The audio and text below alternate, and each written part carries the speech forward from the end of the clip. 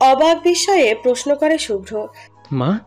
সাহিল জবাব দেয়, হ্যাঁ, আপনার মায়ে ছিল লাবণ্যের মায়ের একমাত্র কাছের বান্ধবী।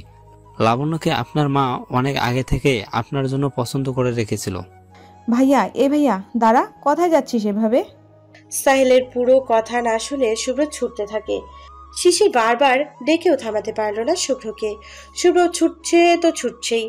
শিশির, ওকে পিছু ডাকো না, যেতে দাও ওকে। ওকে ওর ভুলের প্রায়শ্চিত্ত করতে দাও। ওর প্রায়শ্চিত্তের সময় এসে গেছে শিশির। পিছু ফিরে তাকেই শিশির প্রশ্ন করে সাহিলকে, কিন্তু সেই প্রায়শ্চিত্ত করার সুযোগ আদৌ কি পাবে? ভাবি কি এখনো আপনাকে বাড়িতে আছে? লাবণ্যকে ওখানে রেখে আসার পরের দিনে তোমার বাবা মা ওকে ঢাকায় তোমাদের নতুন বাসায় নিয়ে গেছে। ও ওখানেই আছে এখন, অনার্স 2য় বর্ষে পড়ে। ও এখন বেশ ভালোই আছে। শিশির কৌতূহলের সঙ্গে জিজ্ঞেস করে, করলো মানে? ভাবি এখন আমাদের বাসায় আব্বু আম্মুর সাথে আছে। সাহেল স্মিত জবাব দেয়, হ্যাঁ, ও তোমাদের বাসায় আছে। এই তো, আমি তো তোমাদের বাসা থেকেই আসলাম ওকে দেখে। শিশির আনন্দে লাফিয়ে ওঠে, শুভ্রের নাম্বার ডায়াল করে, খুশিতে আত্মহারা হয়ে বলে, ভাইয়াকে তাহলে খবরটা দিতে হয়। সাহিল হাত থেকে ফোনটা কেড়ে নেয়। শিশির চোখ বড় বড় করে সাহিলের দিকে জিজ্ঞাসা দৃষ্টিতে তাকায়। সাহিল গম্ভীর সুরে বলে, লাবণের কথা এখন শুভ্রকে বলা যাবে না। শিশির অবাক বিস্ময়ে প্রশ্ন করে, কেন বলা যাবে না? মুচকি হাসে সাহিল বলে, খুঁজুক না, খুঁজুক, আরেকটু করে পড়তে থাকুক বিরহের অনলে, তবেই না ভুলের প্রায়শ্চিত্ত হবে। শিশির মন খারাপ করে বলে। কিন্তু ভাইয়া তো কষ্ট পাবে। প্রশ্নোত্তরে সাহিলের জবাব, আরে বোকামে, কষ্টের পরেই তো ভালোবাসার অধ্যায় শুরু হবে, একটু তো ধৈর্য ধরো। শিশির সাহিলের কথা মতো শুভ্রকে কল আর দিল না। এদিকে শুভ্র লাবণ্যের জন্য পাগল প্রায় অবস্থা। এখানে ওখানে করে অসংখ্য জায়গায় লাবণ্যকে খোঁজ করেছে, কিন্তু কোথাও ওকে পায়নি। লাবণ্য গ্রামের একজন ভীষণ আপনজন ও কটু কথা বলল শুভ্রকে, কিন্তু শুভ্র একটু অপমানিত হয়নি, কারণ ও জানে এ হওয়ার কথা ছিল। রাত্রি 12টা বাজে। শুভ্র চোখে ঘুম নেই। সারাটা দিন লাবণ্যকে খুঁজে ক্লান্ত শুভ্র বাসায় ফিরে যায়। ফ্রেমে বন্দি লাবণ্যের ছবিটা লাবণ্যের খাটের নিচে অযত্নে অবহেলায় পড়েছিল। আজ শুভ্র সেই ময়লায় ঢাকা ছবি বুকে নিয়ে কাঁদছে, আর ছবির গায়ে চুমুর পর চুমু দিচ্ছে। এমন সময় দূরের কোনো এক দোকান থেকে ভেসে আসছে, তোর কাছে আমার অনেক কথা বলার ছিল, তোর আমার স্বপ্ন দেখার আলাপ ছিল, তুই শুধু দূরে যাস, পারবি না আমাকে। তোর কাছে আমার অনেক কথা বলার ছিল, তোর সাথে আমার স্বপ্ন দেখার আলাপ ছিল। শুভ্র পরদিন সকালে ঘুম থেকে উঠে বের হয়ে পড়ল লাবণ্যের খোঁজে।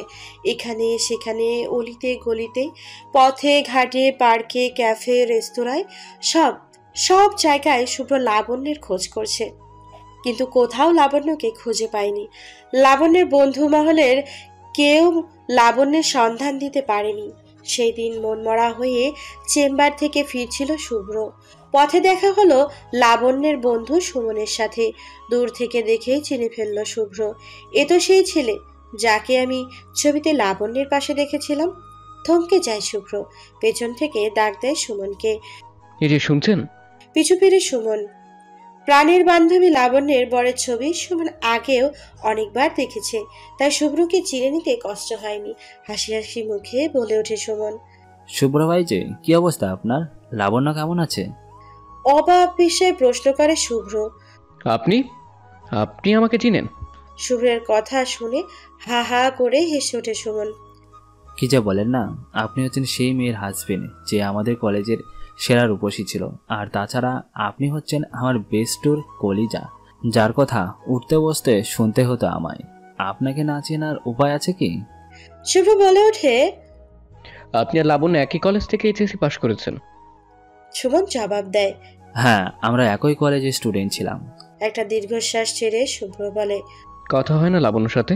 সুমন বলে, তবে আগের মতো আর হয় না। লাবণ্য আগের থেকে কেমন যেন বদলে গেছে, গম্ভীর হয়ে গেছে। আগেও এমন ছিল না।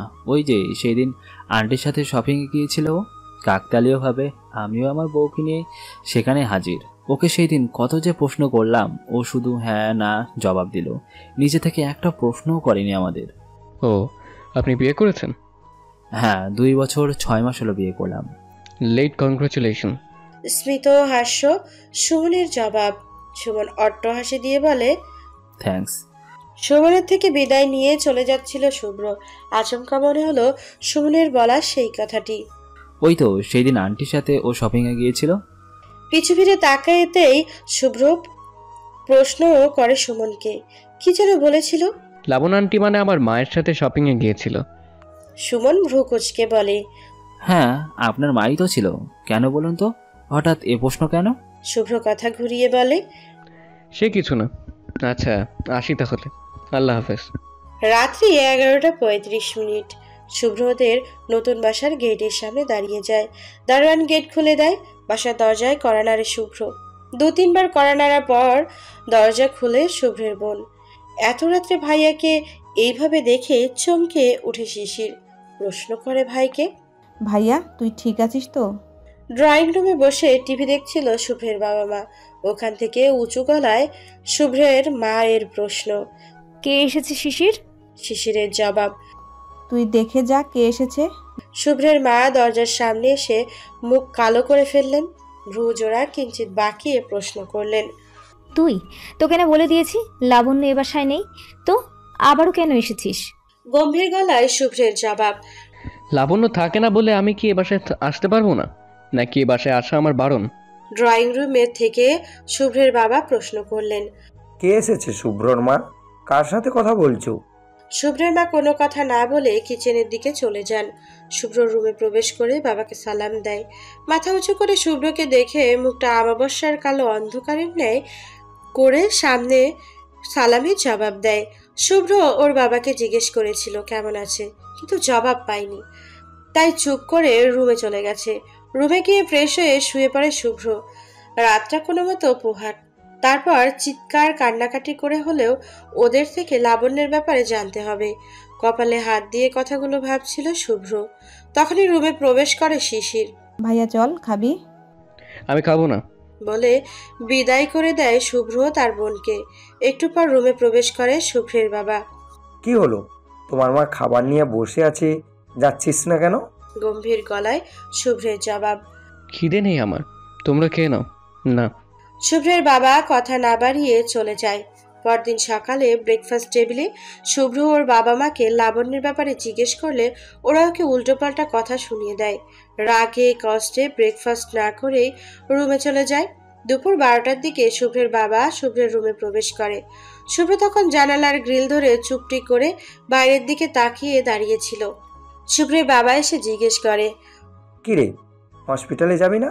শুভ্র স্থির গলায় জবাব দেয়, না। বাবা বুঝতে পারলেন ছেলের মনের অবস্থা ভালো নয়, তাই আর কোনো কথা না বলে রুম থেকে বের হয়ে গেলেন উনি।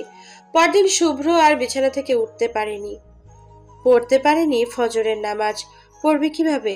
না খেতে পেয়ে শরীর যে একদম দুর্বল হয়ে গেছে। সকাল গড়িয়ে দুপুর হয়ে গেছে। সারাদিনের ভেতরে ছেলেকে একবারও রুমের বাইরে না দেখে ভয় পেয়ে যান রোকসানা বেগম। শুভ্র বিছানায় শুয়ে খিদের অসহ্য যন্ত্রণায় ছটফট করছিল। একমাত্র ছেলের এমন করুণ অবস্থা মেনে নিতে কষ্ট হচ্ছিল মায়ের। শিশিরের সহযোগিতায় উনি শুভ্রকে জোর করে খাবার টেবিলে নিয়ে যায়। তারপর একদম জোর করেই খাইয়ে দেয়। রাত্রে শুভ্রকে আর ডাকতে হয়নি, শুভ্র নিজেই যাচ্ছিল ডিনার করতে। সিঁড়ি বেয়ে নিচে নামার সময় দেখা হয় শিশিরের সাথে। হাতে ভাতের প্লেট আর তরকারির বাটি নিয়ে উপরের রুমের দিকে যাচ্ছে। অবাক শুভ্র প্রশ্ন করে, কিরে, খাবার নিয়ে উপরে কোথায় যাচ্ছিস? প্রশ্ন শুনে আটকে ওঠে শিশির। আমতামতা করে বলতে শুরু করে, মানে আমি আসলে। শুভ্র চোখ বড় বড় করে বলে, কাঁপতেছিস কেন? আমি কি বাঘ না ভাল্লুক? শিশির ঢোক গিলে বলে, খাবো এগুলো। বিস্ময় হতবাক শুভ্র প্রশ্ন করে, তুই খাবি? তো নিচে কি হয়েছে? শিশির বারবার আটকে যাচ্ছিল, তবুও কাপা গলায় বলল, আমার রুমে খেতে ইচ্ছা হচ্ছে তাই। শিশিরের জবাব শুভ্রর কাছে সুবিধার মনে হলো না, তবুও বলল, যা তাহলে। শুভ্র নিচে চলে গেল। শিশির যেন হাঁপ ছেড়ে বাঁচল। 2 লাফে রুমে গিয়ে হাত থেকে প্লেট আর বাটি রেখে ছিটকানি আটকে জোরে জোরে শ্বাস নিচ্ছে শিশির। লাবণ্য চোখ বড় বড় করে প্রশ্ন করে শিশিরকে।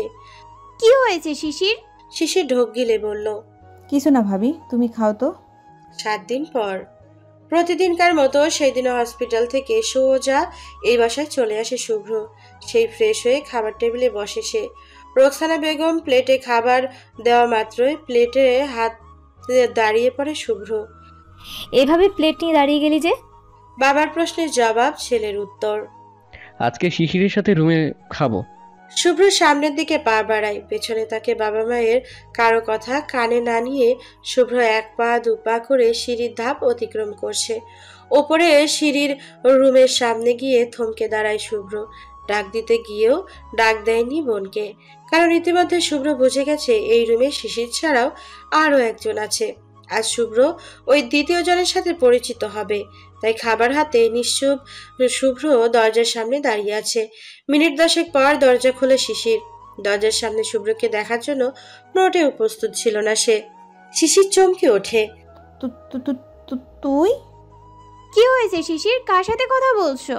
কাপা গলায় আমতা আমতা করে বলে এগিয়ে আসছিল লাবণ্য। শুভ্রকে এখানে এইভাবে দেখে চমকে যায় লাবণ্য। শুভ্রের চোখ এতক্ষণে শিশিরের থেকে লাবণ্যের দিকে চলে যায়। লাবণ্য শুভ্রের থেকে চোখ সরিয়ে মাথা নিচু করে ফেলে। ঘটনাস্থলে উপস্থিত হয় শুভ্রের বাবা মা। শুভ্র তখনও লাবণ্যের দিকে পলক্ষীনভাবে তাকিয়েছিল। পরিস্থিতি শান্ত করার জন্য লাবণ্যের শাশুড়ি লাবণ্যকে বলে ওঠে, কাল তোর পরীক্ষা, সে খেয়াল আছে তো? শাশুড়ির কথা শুনে মাথা তোলে লাবণ্য। কি হলো, এখনো দাঁড়িয়ে আছিস যে? পড়তে হবে না? যাচ্ছি মা। লাবণ্য রুমে চলে যায়। শুভ্র তখনও প্লেট হাতে দাঁড়িয়ে। তুই আবার এখানে দাঁড়িয়ে আছিস কেন? যা নিচে টেবিলে গিয়ে খা। মায়ের কথায় শুভ্র নিচে চলে গেল, সাথে শুভ্রের বাবা এবং বোন। খাবার টেবিলে খাবারে হাত দিয়ে চুপসে বসে আছে শুভ্র। এখন পর্যন্ত 1 মুঠো খাবারও পেটে যায়নি ওর। যাওয়ার কথাও নয়। মন যেখানে ভরপুর, খাবারের সেখানে পেটে না যাওয়ারই কথা। বাবা বোন খাওয়া শেষে চলে যাওয়ার পর ভরা প্লেটে পানি ঢেলে শুভ্র রুমে চলে যায়। রুমে গিয়ে একবার বিছানায় তো আরেকবার সোফায়, একবার দাঁড়িয়ে তো আরেকবার বসে লাবণ্যের কথা ভাবছে। শুভ্রের কোনো কিছুতেই শান্তি লাগছে না। ছন্ন ছড়ার মতো এখান থেকে সেখানে যাচ্ছে, কোনো কিছুতেই ওর ভালো লাগছে না। এদিকে লাবণ্য বই হাতে একের পর এক পৃষ্ঠা উল্টাচ্ছে। পৃষ্ঠা উল্টিয়ে যেখানেই পড়বে বলে স্থির করে, তখনই শুভ্রের মুখখানা হৃদয়ের ক্যানভাসে ভেসে ওঠে। লাবণ্যের বইয়ের পাতায় কোনো লেখা দেখতে পাচ্ছে না। সব পাতা জুড়ে শুধু শুভ্র শুভ্র আর শুভ্র। উফ, এসব কি হচ্ছে আজকে? ভ্রু কুচকে পড়া টেবিল থেকে উঠে পড়ে লাবণ্য। লাইট নিভিয়ে শুয়ে পড়ে। কিন্তু এই কি, শুয়ে থেকেও লাবণ্যের ভালো লাগছে না। কেমন যেন অস্বস্তি অস্বস্তি লাগছে, ছটফট করছে ভেতরটা। ঘুমানোর অনেক চেষ্টা করেও ব্যর্থ লাবণ্য। কিছুক্ষণ বিছানার এপাশ ওপাশ করেও শোয়া থেকে উঠে বসে। অন্ধকারে হাঁটু ভর দিয়ে চুপটি করে মাথা নিচু করে বসে থাকে। এমন সময় রুমে আগমন ঘটে ওর শাশুড়ির। আলোটা জ্বালিয়ে উনি লাবণ্যের মাথায় হাত রাখেন। লাবণ্য মাথা তুলে তাকায়। অনেক রাত হয়েছে, ঘুমিয়ে পড়। শাশুড়ির কথায় বলে শুয়ে পড়ে লাবণ্য। ডিম লাইটটা জ্বালিয়ে আলো নিভিয়ে রুম ত্যাগ করেন লাবণ্যের শাশুড়ি। নির্ঘুম শুভ্র ধীর পায়ে লাবণ্যের দুয়ারে এসে দাঁড়ায়। জানালার পর্দাটা আংশিক ফাঁকা করে ভেতরের দিকে তাকায় শুভ্র। ডিম লাইটের মৃদু আলোয় শুভ্র দেখতে পায় ওর লাবণ্য পরম শান্তিতে ঘুমাচ্ছে। ঘুমন্ত লাবণ্যের দিকে কিছুক্ষণ তাকিয়ে নিজ রুমের দিকে পা বাড়ালো শুভ্র। এদিকে পরীক্ষা শেষে বাসায় ফিরছিল লাবণ্য। কলেজ গেটের কাছাকাছি আসতে দেখতে পায় শুভ্র দাঁড়িয়ে। শুভ্রকে এইভাবে দাঁড়িয়ে থাকতে দেখে পিছু হটে লাবণ্য। শুভ্র অবাক বিস্ময়ে লাবণ্যের দিকে তাকিয়ে ভাবছে, এভাবে চলে গেল কেন? খানিক বাদেই ফিরে আসে লাবণ্য। কিছু বলতে গিয়েও থেমে যায় শুভ্র, কারণ এই মুহূর্তে ওর পেছনে ওর মা স্বয়ং দাঁড়িয়ে। লাবণ্যের পিছু হাঁটার কারণ বুঝতে পারে শুভ্র। বুঝতে পারে ওকে দেখে লাবণ্য ফোন করে মাকে এনেছে। লাবণ্যকে নিয়ে বাসায় যাওয়ার আগ মুহূর্তে অবাক বিস্ময়ে প্রশ্ন করে রোকসানা বেগম ছেলে শুভ্রকে। তুই এখানে কি করছিস? আমতা আমতা করে শুভ্রর জবাব। কাজ? একটু কাজ ছিল মা।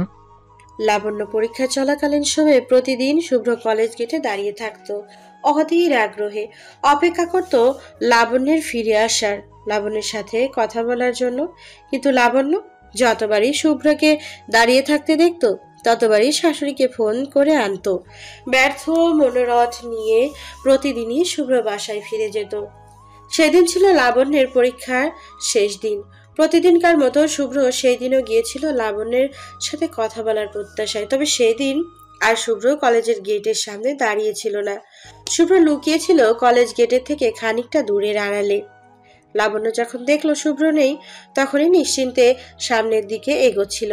গেট পেরিয়ে একটু সামনে আসতেই চলার সেই গতি থেমে যায় ওর। মাথা নিচু করে এক জায়গায় চুপটি করে দাঁড়িয়ে আছে লাবণ্য আর শুভ্র দাঁড়িয়ে আছে লাবণ্যের ঠিক সামনেই, পথ আটকে। লাবণ্য, তোমার সাথে আমার কিছু কথা আছে, প্লিজ এখান থেকে একটু চলো।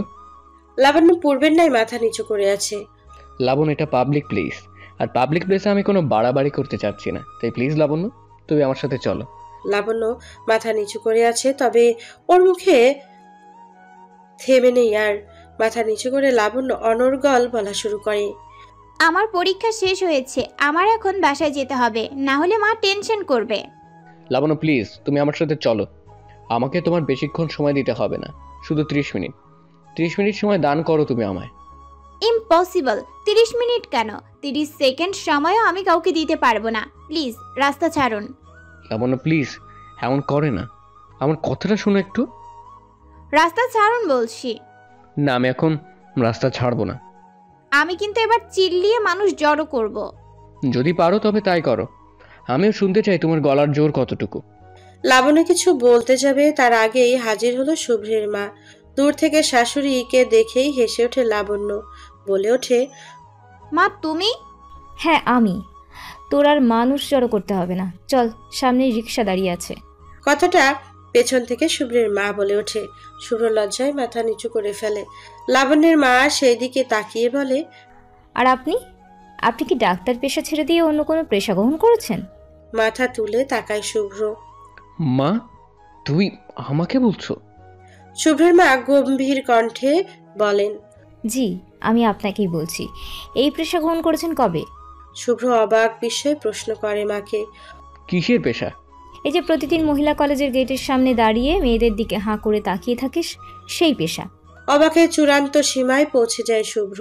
অবাক বিস্ময়ে বলে ওঠে, মানে?